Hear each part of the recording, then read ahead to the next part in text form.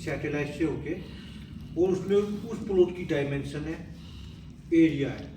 हम अब मौके पे जाएंगे, हमें उनकी डायमेंशन लेनी है और वो एरिया लेना है, और उस पर किसका कब्जा है, ठीक है, वो आप लोग हमें बताओगे।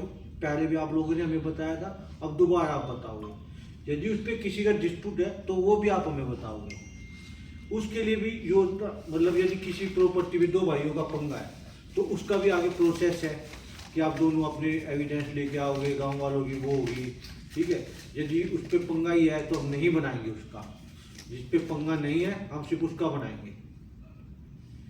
ये इसलिए किया जा रहा है क्योंकि अब जैसे गांव अर्बन हो गए या रूरल हो गए तो उनका हमें कुछ सर्टिफिकेट दे ही नहीं पा रहे, ठीक है, कि ये लाल डोरा है, लोग परेशान है, मालिकाना हक ही नहीं मिल पा रहा। आपने कोई कनेक्शन लेना है, बिजली का मीटर लेना है या कोई लोन लेना है तो आपको अपनी प्रॉपर्टी पे मिल नहीं पा रहा, ठीक है, आप उसको यूज नहीं कर पा रहे। तो इसलिए सरकार ने ये योजना लेके आया है लाल डोरे में कि भाई सारी जगह मालिकाना हक होता है, लाल डोरे में नहीं होता है, ठीक है। तो ये लाल डोरे के लिए एक अलग से योजना आई है, ये का एक नोटिफिकेशन भी हो चुका है, ठीक है, तो आपको हम शेयर कर देंगे, तो पढ़ना, उसको पढ़ भी लेना, ये काम कैसे किया जाएगा, क्या क्या इसके रूल है, ये सब है उसमें।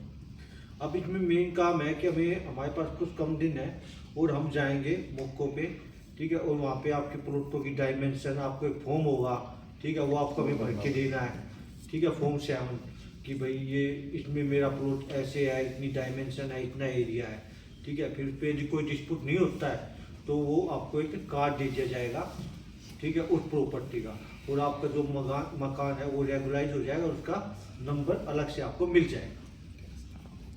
ये एक सिस्टम है। अभी ये सिर्फ जो अपने ग्रामीण गांव है उसमें लागू हुई है, बाकियों में लागू नहीं हुई है।